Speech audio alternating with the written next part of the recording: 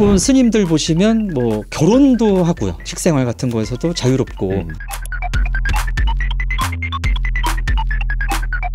주례를 이제 목사님이나 신부님이 네. 해주시는데 그분들이 성직자가 아닙니다. 네. 미국 사람이었어요. 연기자. 후원을 빌죠. 온갖 정성을 다해서 빌어요. 이래도 안 들어주십니까? 그럼 또 신이 감동을 해. 일본의 신들은 감동하지 않아요. 꼭 이제 변덕을 부리고 나의 그냥 분노를 표출하는 식으로 풉니다. 또 돌멩이의 신도 있고 화장실의 신도 네. 있고 정확히 어떤 현상이에요?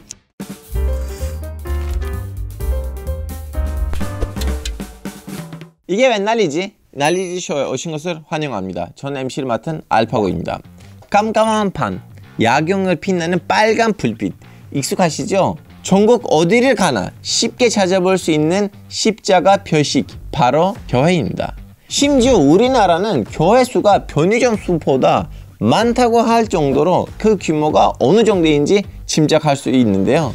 그런데 바로 옆 나라 일본에서는 기독교를 믿는 인구가 겨우 1% 밖에 되지 않는다고 합니다. 오늘은 인류의 3대 신앙 중 하나인 기독교가 유독 일본에서 힘을 쓰지 못하는 이유에 대해 알아보려고 합니다. 어서오세요.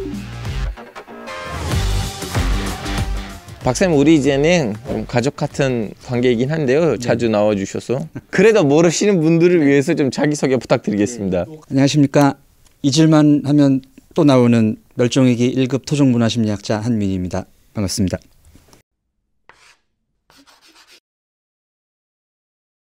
교수님, 우리가 네. 일본에 가면 제 길거리에서는 뭐 법당이나 아니면 신사들이 눈에 많이 이렇게 잡히거든요. 네네네. 근데 교회가 거의 안 보여요. 혹시 교회가 안 보이는 있는 기독교가 늦게 전파돼서 그런 건가요? 아니요. 일본이 기독교 자체는 우리보다 훨씬 일찍 전파가 됐죠. 1549년에 예수회 선교사 프란시스 자비에르라는 분이 일본의 카톨릭을 전파를 합니다. 그래서 이제 그 이후에 한참 동안 신자가 굉장히 많이 늘어났어요. 그래가지고 한때는 한 70만 명 가까이 신도가 이제 늘어났다고 하죠. 전국 시대였거든요. 전국 시대에는 이제 각 지역의 영주들이 서로 경쟁을 하는 막 그런 시대였지 않습니까?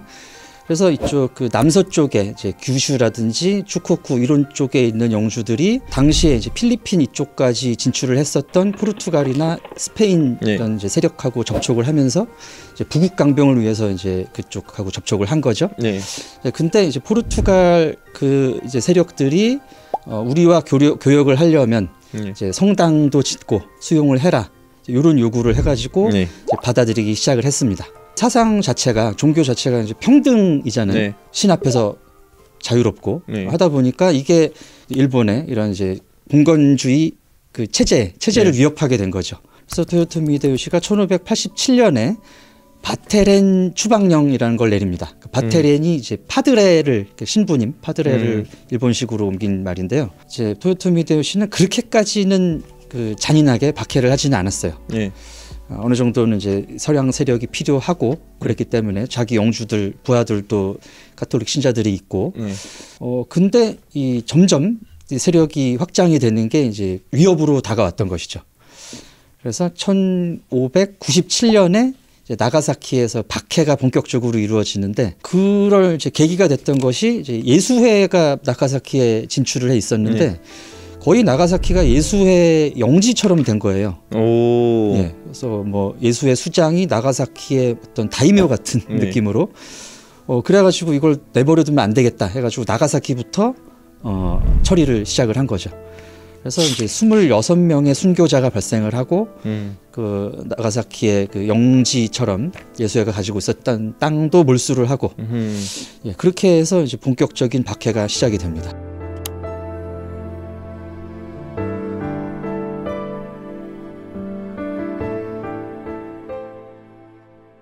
그리고 이제 에도 막부가 들어섰는데 도쿠가와 이에야스의 아들인 도쿠가와 히데타다라는 양반이 쇄국 정책을 시작을 해요. 통일도 되고 안정이 됐으니까 더 이상 좀 교류가 필요 없다. 그리고 또 에도 막부가 이제 경계를 한 이유가 포르투갈이 마카오를 이제 점령을 하고 또 이제 스페인이 필리핀을 식민지로 삼아 버리죠. 그래서 이제 일본도 자칫하다가는 그렇게 되겠다. 네. 이런 입장에서 이제 쇄국을 하고 가톨릭 세력에 대해서도 이제 본격적인 박해를 시작을 하는 겁니다.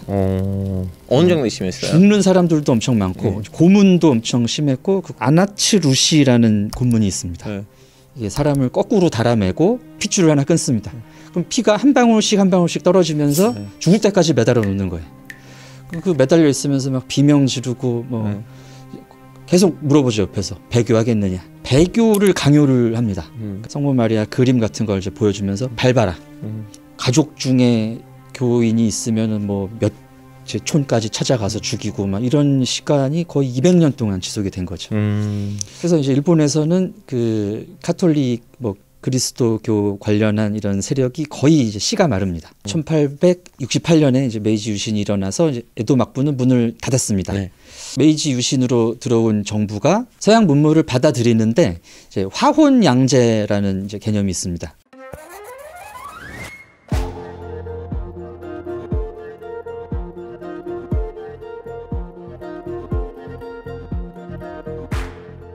이런 이제 서양의 정신이라고 할 수 있는 그 기독교를 받아들이는 거는 좀 경계를 했죠. 1870년대 초반까지도 박해 같은 이제 탄압이 어느 정도는 이루어졌고요. 1873년에 이제 금교령이 해제가 되면서 네. 그때부터는 이제 기독교 전교가 허용이 됩니다. 전교는 허용이 됐는데 일본의 또 문화가 굉장히 그 민폐를 싫어하는 게 있잖아요. 네. 메이와쿠라는 문화가 있기 때문에 어떤 그 사상이 아무리 좋고 해도 이거를 이제 누구한테 권하는 것 자체가 신뢰로 받아들여질 수가 있는. 그래서 이제 종교를 하는 입장에서도 조금 꺼렸을 수 있고 또 일본 사람들이 변화를 좀 그렇게 막 좋아하지 않습니다. 그래서 이제 일본의 전통적인 신앙 이거는 좀 건드리기 싫어했던 면이 있지 않나.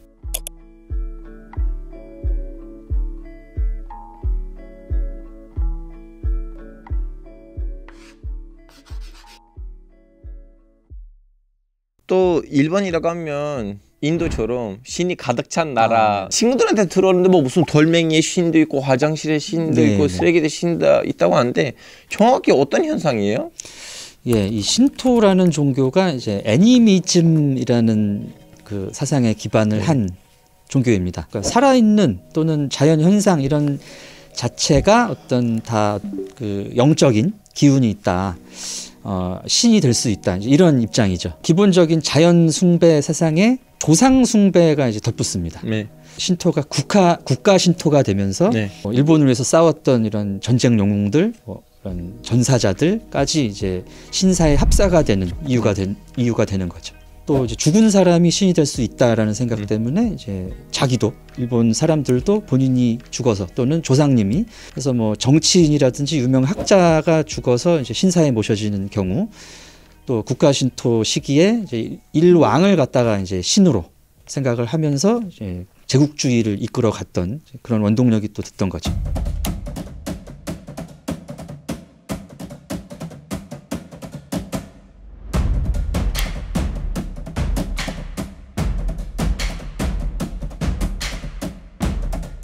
근데 자연현상이라고 자꾸 말씀을 하셨는데 자꾸 일본에서는 지진도 일어나고 네. 태풍도 일어나고 그러는데 이것 때문에 사람들이 자연현상에 집착을 했나 싶었는데 혹시 어느 정도 영향이 있었나요?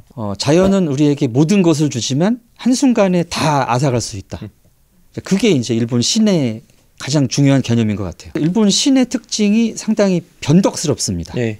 스즈메 문단 속에 보시면 고양이 신이 나오지 않습니까? 네. 근데 얘가 되게 장난꾸러기고 또 아무 이유 없이 막 그 사람을 나무 의자로 만든다든가 이런 변덕을 부리잖아요. 네. 그리고 또 이 변덕을 풀려면 어떻게 해야 되는지 감이 안 옵니다. 그게 이제 일본 사람들이 신을 바라보는 시각인 것 같습니다.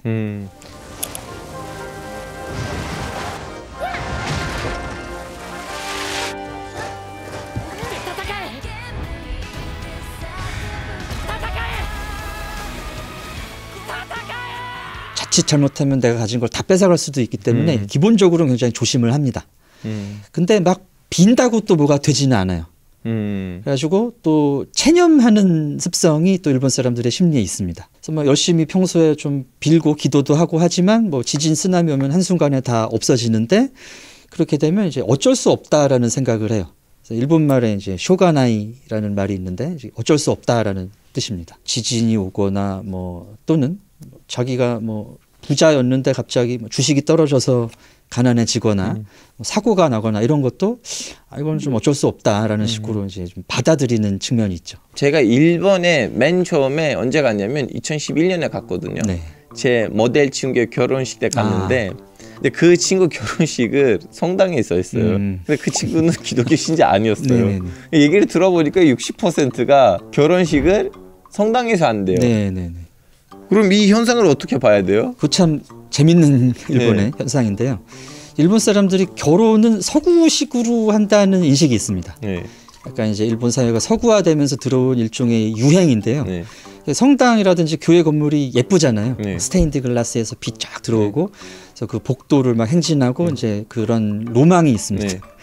그래서 이제 기독교인이 아님에도 불구하고 교회나 성당에서 결혼을 하는 거죠. 그 주례를 이제 목사님이나 신부님이 네. 해주시는데 그분들이 성직자가 아닙니다. 저 그 얘기 하려고 했어요. 모델이었어요. 모델. 네. 미국 사람이었어요. 연기자. 예, 연기자. 더군다나 물어봤는데 기독교 신자도 아니었어요. 무교였어요.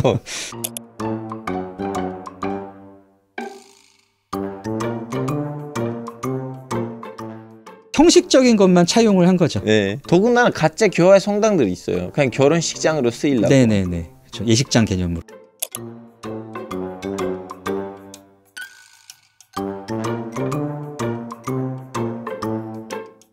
근데 또 이제 결혼식은 기독교인데 장례식도 불교식이라 하더라고요. 네네네. 제 또 다른 친구, 일본 누나가 있는데 그분의 아빠는 이제 불교 스님 분이시거든요. 네네. 이제 물어봤는데 그럼 아버님이 어떻게 먹고 사냐 이제 장례식 때마다 이제 일정이 좀 그 업이에요. 장례식을 맞습니다. 치르는 거. 네네. 예. 이제 일본 사람들이 결혼은 교회에서 하고 예. 장례는 이제 절에서 치른다라는 인식이 있는데요. 예.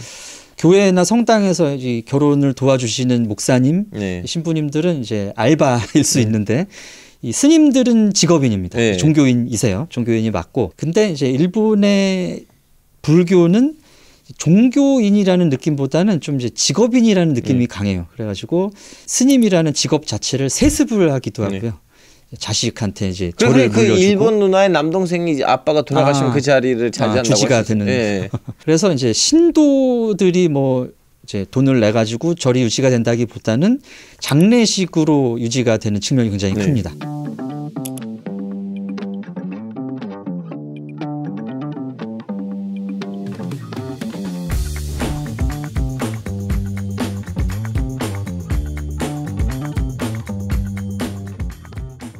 皆様が喜んでいただければそれでいいんじゃないかなと思いますね。きっかけがもしかしたらそこだったのかもしれませんけども、それで喜んでいただく方、それで仏教と触れ合うことができたという方がいらっしゃれば、それはいいんじゃないかなというふうに思います。基本的にちょっと急だったもんですから、いろんな費用の都合とかそういうのを考えて、でミンレビさんにちょっとお電話をしたんですね。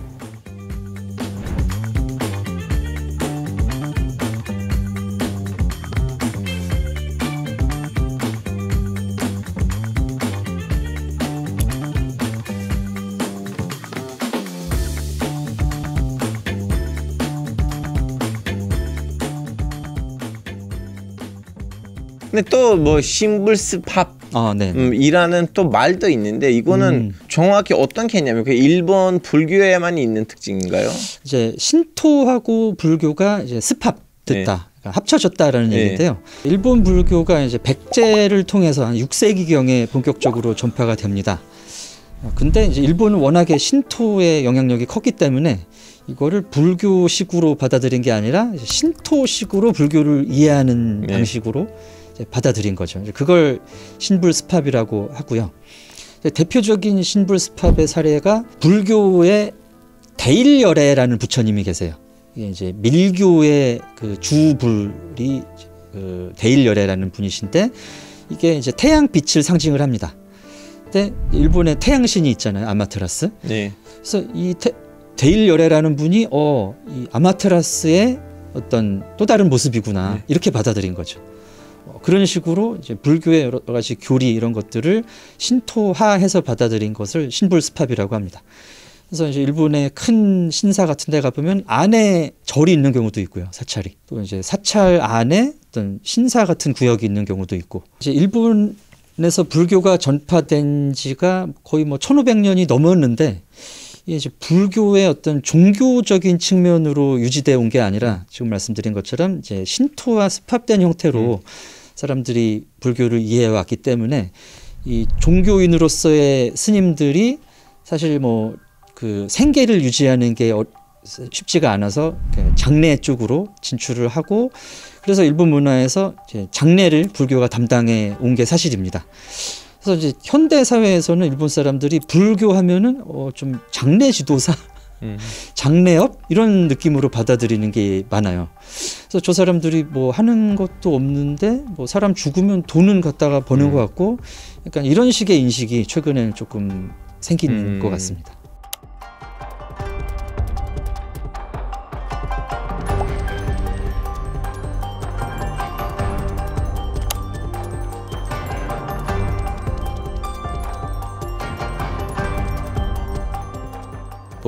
그 신토적인 배경 때문에 일어나는 현상 같습니다. 일본 불교의 특성에 대해서 말씀을 드리면 밀교라는 종파가 있는데요. 이제 밀교가 일본의 어떤 좀 주류적인 분위기를 형성을 했습니다.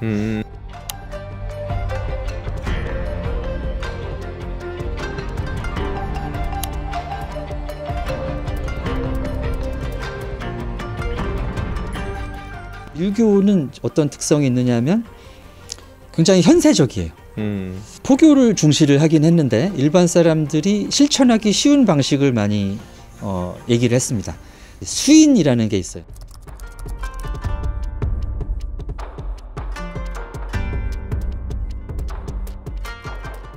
불상 보면은 여러 손 모양이 있지 않습니까? 네. 뭐 이렇게 여러 가지 그런 손 모양을 하고 특정한 불경 구절을 암송을 하면 뭐 부처가 될 수 있다.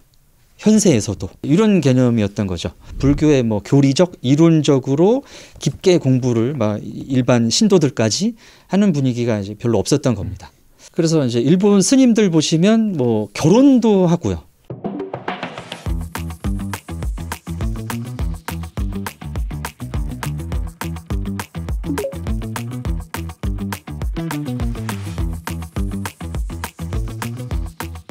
우리나라는 기본적으로 승려들이 결혼을 안 하지 않습니까? 네. 그리고 또 이제 술 고기도 기본적으로는 안 하세요. 네. 한국 스님들은. 근데 일본 스님들은 이제 식생활 같은 거에서도 자유롭고 뭐 결혼도 하고 하다 보니까 이제 일본 국민들 입장에서는 뭐 우리하고 종교적으로 크게 다른 게 없다. 이런 느낌으로 보는 거죠. 따져보니까 신토교도 종교보다는 문화인 것 같은데 혹시 네네네. 맞는 결론인가요? 네, 맞습니다. 워낙에 한 뭐 수천 년 이상 네.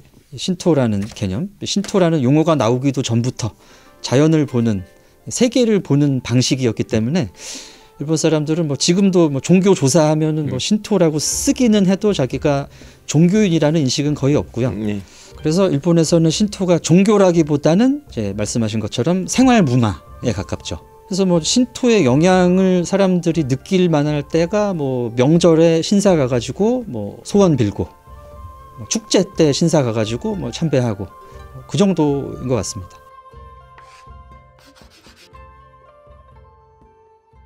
지금 일본에서는 아무리 기독교하고 불교와도 그 기존에 있는 신도교는 쭉 이렇게 갔는데 근데 한국은 정반대이잖아요. 불교도 네. 제대로 들어왔고 자리를 제대로 잡았고 기독교도 제대로 잡았는데 한국에 있는 무속 신앙이 왜 그렇죠. 주류의 신앙을 네네네. 잡지 못했어요? 네네. 예, 한국은 굉장히 뭐랄까 종교적인 현상이 두드러지는 나라죠. 한국의 이제 카톨릭이나 기독교가 지금 동양 여러 나라 중에서 비교해도 네.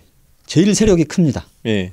근데 이제 한국은 전통적인 불교 국가였고 또 유교가 500년 이상 지속이 됐음에도 불구하고 외래 종교라고 할 수 있는 기독교 카톨릭 세력이 또 굉장히 크다는 게 특징인데요. 카톨릭 같은 경우는 자생 천주교, 놀랍게도 카톨릭 사제가 와가지고 전도를 한 게 아니라 한국 사람들이 스스로 공부를 해서 사제 보내주세요. 이 얘기를 교황청에 요구한 거의 유일무이한 나라죠. 그리고 기독교 같은 경우도 저 이북 쪽에서 먼저 기독교가 세력을 넓혔는데 한때는 평양이 아시아의 예루살렘이다. 이런 말이 있었습니다. 근데 이렇게 빨리 이 개신교라든지 카톨릭이 전파가 될 수 있었던 이유에는 한국의 그 전통적인 신앙이 굉장히 영향을 미쳤다고 생각이 되는데요. 한국 사람들은 삼국시대부터 미륵을 되게 강조를 했습니다. 미륵신앙. 미륵이 이제 미래불이에요. 미래불. 현세가 끝나면 한참 뒤에 이제 미륵이라는 분이 오시는데 미륵이 다스리는 세상은 너무 평화롭고 좋고 거의 이제 지상낙원이죠. 네. 그래서 이 현세를 살기가 힘들다고 생각하는 사람들이 미래를 꿈꾸면서 구세주를 기다렸던 신앙이 미륵신앙입니다. 그래서 이제 삼국시대에 미륵신앙이 크게 유행을 했고요. 그래서 이제 그 후고구려의 궁예가 뭐라 그랬습니까? 짐은 미륵이다. 그 얘기도 거기서 나온 거예요. 내가 구세주니까 나를 이제 섬겨라. 이런 뜻이죠. 그래서 이제 기독교를 전파를 할 때 이분이 구세주다라고 얘기를 하니까 이게 우리가 기다려왔던 미륵의 다른 이름이 예수다라고 받아들이기가 되게 쉬웠던 거죠. 우리나라의 그 전통적인 신앙은 이런 샤머니즘 계통이었을 것으로 추정이 됩니다.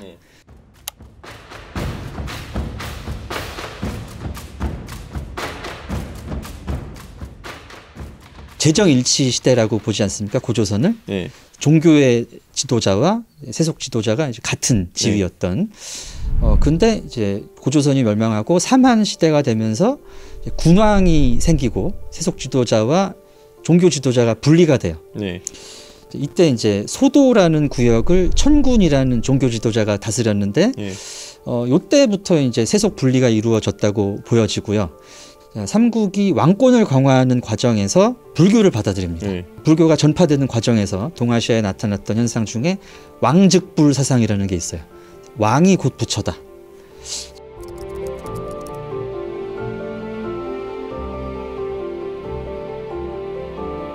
그걸 잘 알 수 있는 게 이제 신라 진흥왕이거든요.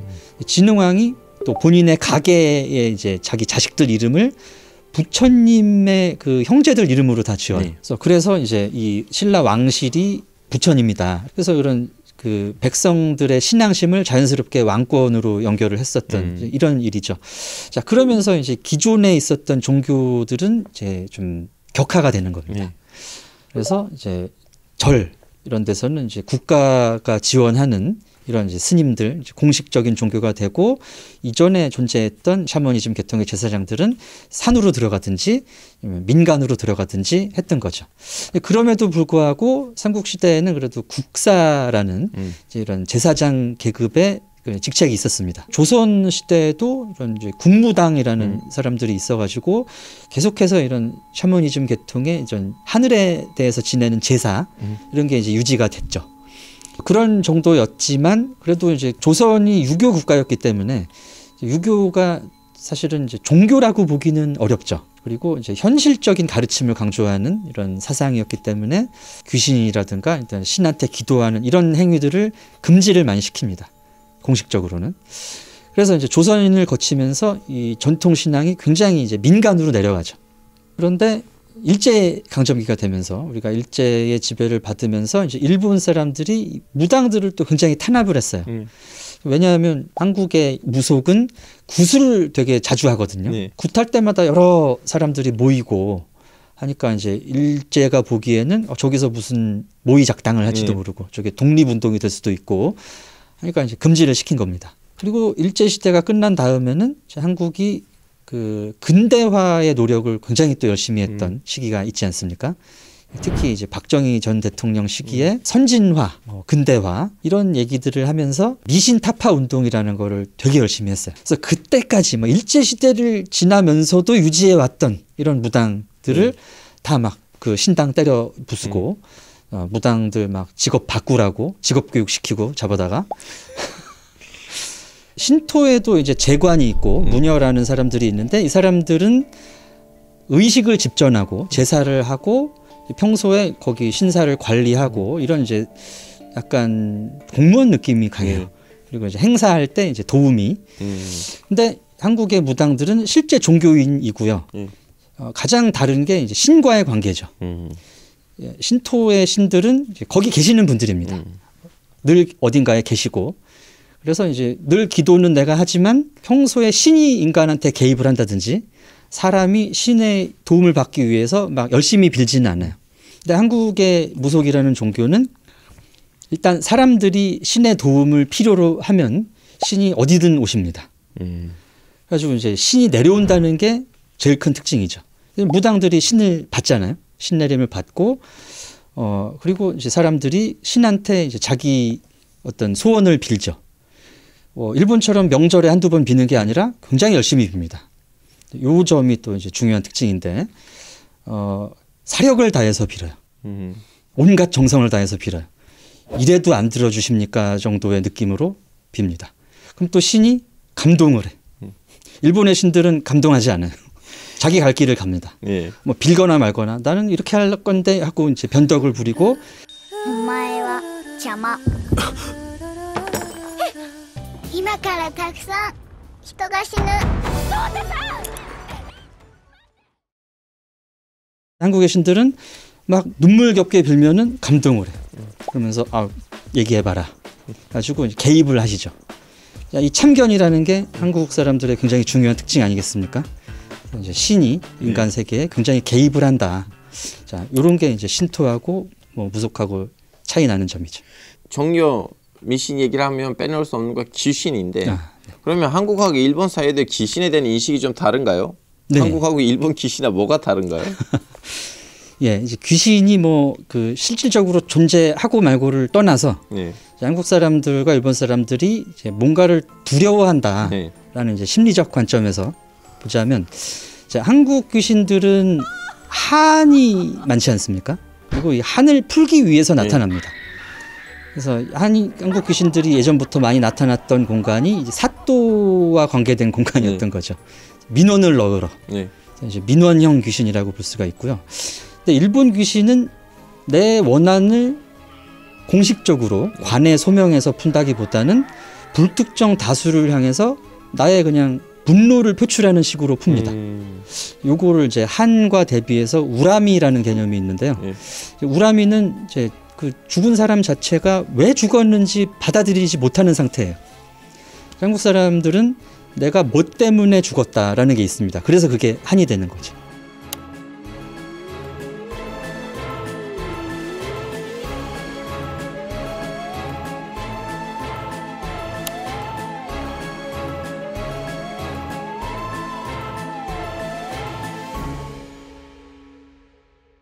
근데 이제 일본 사람들은 뭐 쓰나미, 뭐 자연재해라든지 아니면 과거에 일본 뭐 권력자들이 뭐 마음에 안 들면 그냥 막 죽였으니까 그런 부분 때문에 내가 왜 죽어야 하는지를 이제 받아들이지 못하고 귀신이 됐기 때문에 이런 살아있는 사람들한테 그런 자기 원한을 표출을 하는 거예요.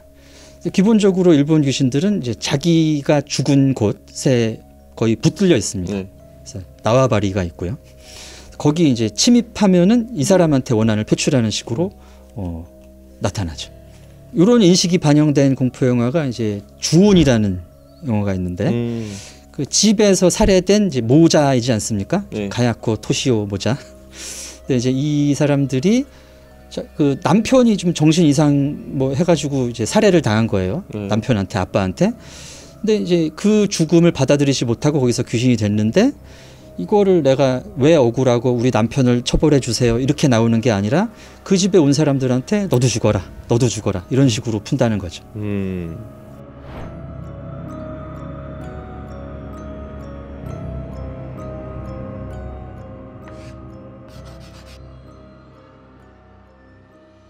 미신이라는 낙인에도 불구하고 한국 사회에서 무속신앙 끈질게 살아남았습니다. 얼마 전에도 흥했던 영화 파미어의 주된 소재도 귀신, 무당이잖아요. 이른바 무교가 지금까지 이어질 수 있었던 원동력이 무엇일까요? 그게 종교의 기능이라고 생각을 할 수 있는데요. 그러니까 종교의 기능 중에 이제 사람들이 안정감을 얻는 부분이 있습니다. 근데 지금 현대 사회가 굉장히 불확실성이 심해지는 사회잖아요. 예측할 수가 없고 또 뭐 환경도 그렇고 뭐 직업적으로도 그렇기 때문에 이제 사람들이 뭔가에 의지를 하고 싶은데 그게 기성 종교에서는 그런 부분을 충족을 해주기가 좀 어려웠던 것 같습니다. 뭐 불교 같은 경우는 이제 마음 수양에 신경을 써라 이런 식으로 얘기 나오고 모든 것은 마음에 있다. 또 기독교 같은 경우에는 이제 아무래도 내세를 강조하고 하기 때문에 지금 내가 뭐 취업이 안 되는데 어떻게 해야 되는지 지금 내가 누구를 사귀는데 어떻게 해야 되는지 이런 현실적인 조언이 좀 어려운 거죠.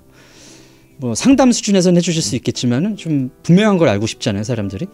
그럴 때 이제 무속이라든가 뭐 타로라든지 이런 데서는 어떤 시기를 알려준다든가, 네가 뭐 어느 쪽으로 뭐 지원을 해봐라, 취업 같은 경우에는 이런 이제 구체적인 도움을 준다는 거죠. 그래서 이게 이제 심리학적으로 통제감의 욕구를 충족을 해줍니다.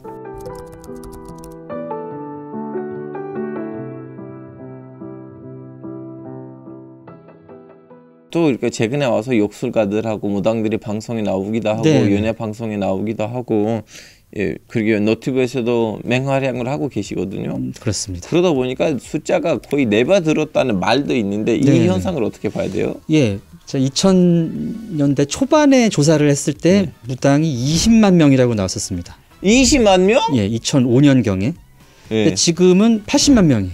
꽤 많은 예. 비율이 이제 무당인데, 물론 이 사람들이 다 신당을 가지고 이렇게 영업을 하시는 건 예. 아니겠지만 굉장히 늘고 있는 건 사실이죠. 무당에 대한 인식이 바뀐 것도 많이 이유가 되는 것 같습니다. 한 60, 70년대만 하더라도 무당은 이제 미신이고 예. 타파해야 될 거다, 미개하다, 거의 이제 이런 식으로 얘기가 됐었는데, 지금은 사람들이 이제 무속도 종교고 네. 뭐 한국 문화고 라이트하게 가볍게 받아들이시는 것 같아요. 정신적으로 약해서 내가 문제가 있어서 그러면은 진짜 정신병원 의사님께 조금 조언을 구하고 약을 먹으면 되긴 하는데, 그런 의미는 아니고 조금 더 나를 이해해주고 꿰뚫어 주시는 분께 조금 더 나은 상담을 받기 위해서 하는 거고요. 그로 인해서 저는 불안정한 상황에서 이러한 조언을 들었을 때 마음의 안정을 좀 취했던 것 같아요. 그냥 이제 조언이 필요한 사람들이 일종의 상담가를 찾아가는 건데, 이 상담가가 자기 신한테 물어봐 준다니까 좀 더 잘 맞지 않을까, 이런 기대로 최근에 이렇게 좀 많이 확장이 되는 게 아닐까 싶네요. 오늘은 이게 웬 난리지에서 일본과 한국의 무속 신앙에 대해서 살펴봤는데요. 교수님, 오늘의 난리지를 진짜 한 줄로 네. 부탁드리겠습니다. 네. 한국과 일본의 문화를 선을 넘는 한국인, 선을 긋는 일본인이라고 말씀을 드렸었는데, 이러한 특징이 종교에도 그대로 나타나는 것 같습니다. 좋습니다. 다음 시간에도 알찬 난리지를 가지고 돌아오도록 하겠습니다. 감사합니다. 감사합니다.